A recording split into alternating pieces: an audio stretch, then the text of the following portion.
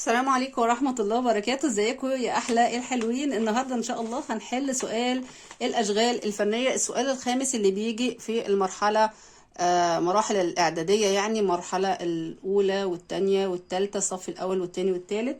السؤال ده أساسي بيجي في كل الامتحانات.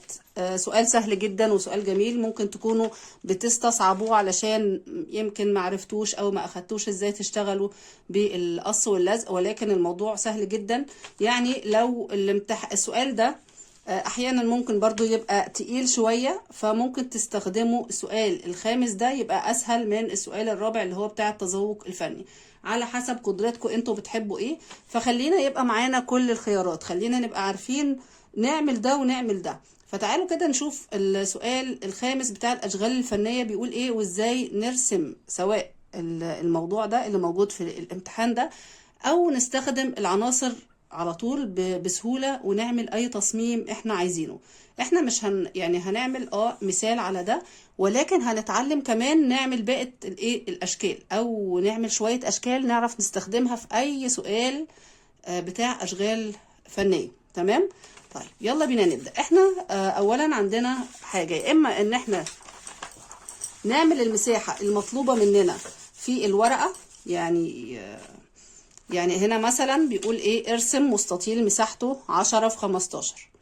يا اما اعمل الكلام ده على الورقة، يعني انا دلوقتي هعمل على ورقة بيضة وابدأ الزق العناصر بتاعتي بالقص واللزق، او ان انا اختار خلفية اصلا من القص واللزق، يعني اعمل 10 في 15 من القص واللزق. تمام؟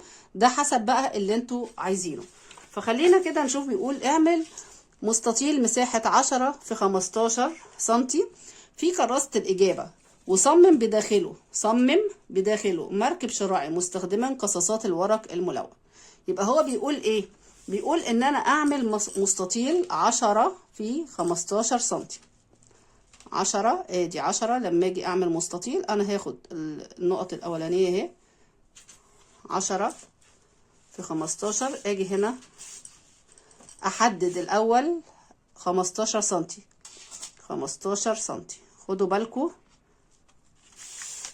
انا هحدد بس مكان الايه 15 اهو كده، واروح من هنا واخد برضو 15 سنتي. لو انا عايزه اظبط المستطيل بتاعي، اشوف الاول بعد النقطه دي من هنا، من بدايه الكراسه يعني اللي انتوا واخدينها هنا 4 سنتي و2 ملي او 3 ملي، يبقى هنا 4 سنتي و3 ملي كده. خلاص، يبقى النقطة بتاعتي دي عايزة تترحل هبابة. طيب ادي 10 سنتي تمام، يبقى هنا هيكون 15. اتأكد بس ان الايه المستطيل بتاعي مظبوط.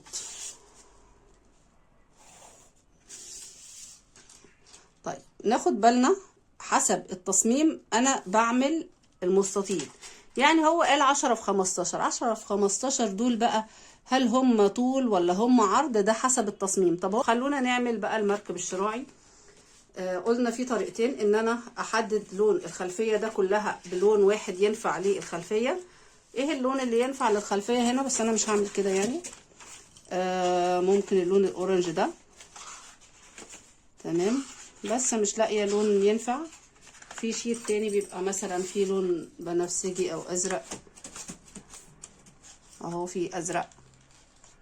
تمام، بس برضو خلينا ناخد اللي فيه ازرق ده عشان نعمل منه البحر، عشان يبقى الموضوع حلو معانا. خلاص، هاخد ده هقص منه جزء كده.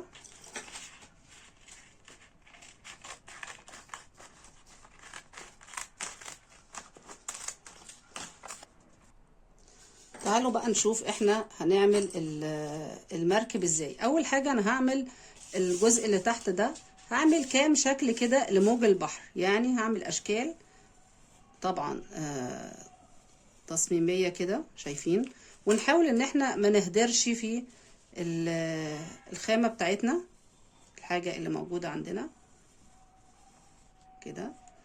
وممكن اعمل كده برضو في نفس المكان عشان ما اهدرش الخامة اللي بستخدمها.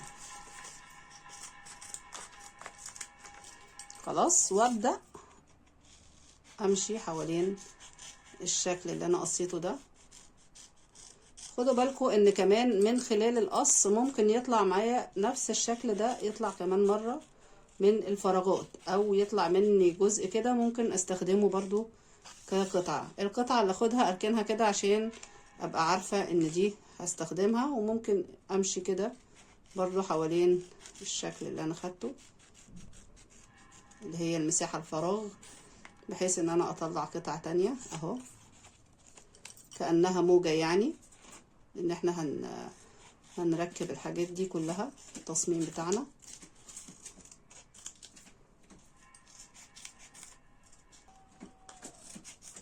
طبعا يعني لو معاكم كمان بقى ايه الشيت بتاعكم فيه لون لبني، هيبقى حلو قوي ان انتوا تعملوا لبني وكحلي، لكن انا بشتغل بالالوان اللي هي موجودة معايا دلوقتي. لو معاكم الوان تانية وعرفتوا تطلعوا درجتين، ده هتبقى حاجة هايلة جدا.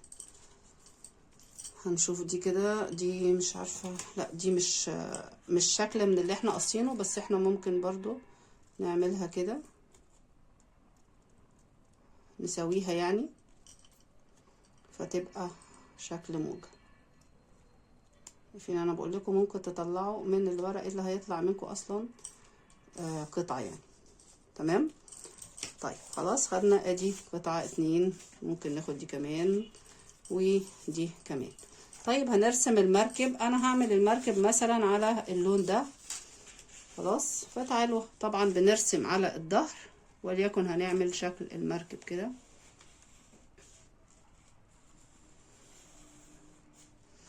حاجة بسيطة جدا، تصميم بسيط يعني، حاجة سهلة.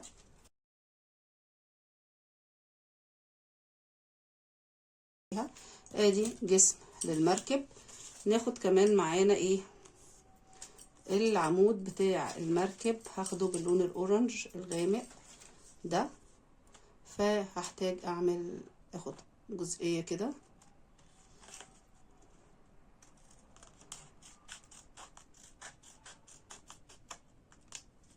تمام.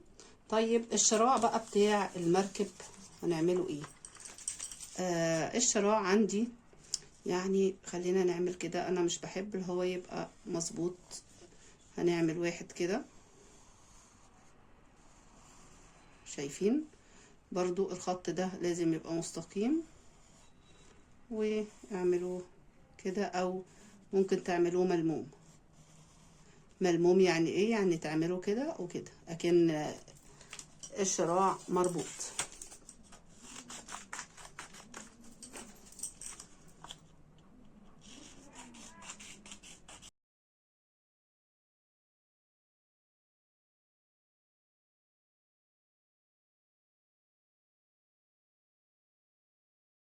ممكن نعمل شمس في قلب التصميم الحلو بتاعنا ده، فهاخد حتة من الاورنج الجميل ده كده، هو اصلا زاوية، فهاخده بالشكل ده عشان احطه هنا. وممكن اخد بقى ايه شوية مثلثات كده، طبعا ممكن ترسموها في الظهر،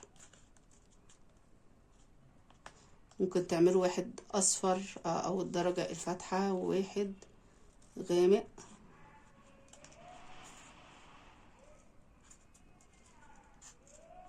شايفين انا وانا بقص بيطلع الناحية التانية برضو بيطلع مثلثات، يعني الحاجات الصغننة دي اهي.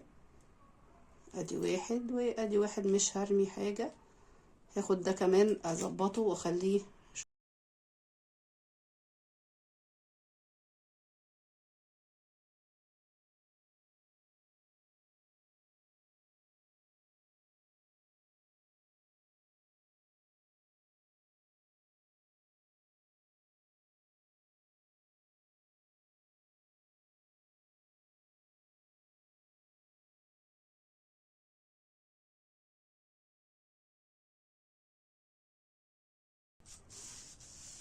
بالشكل ده. شايفين شكله؟ والله شكله حلو قوي يعني، شكله لذيذ.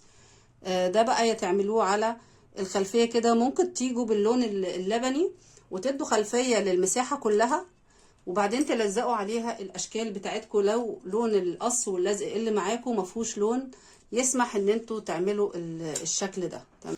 اول حاجة لما اجي الزق، انا هلزق المركب الاول او العمود بتاع المركب ده.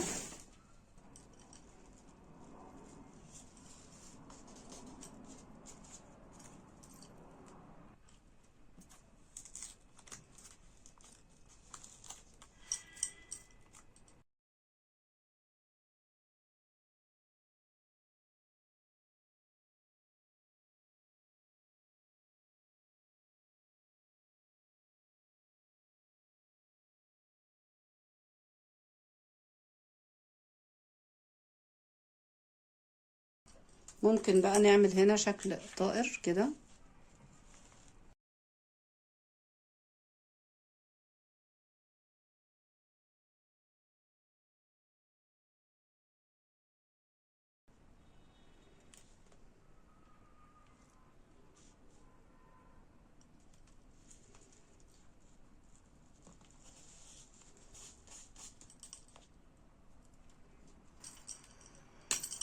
كده خلاص التصميم بتاعنا خلص. هنحاول بس ايه نظهر بقى الجنب ده.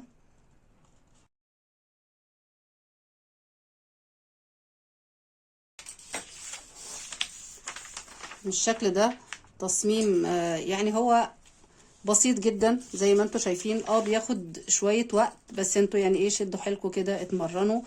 مش عارفة والله ممكن تاخدوا الحاجات دي مقصوصة ولا لا، او انتوا داخلين الامتحان يعني لو عرفتوا تاخدوا حاجة مقصوصة جاهزة بحيث ان انتوا ايه تسهلوا على نفسكوا. مش عارفة ده متاح ولا لا بصراحة.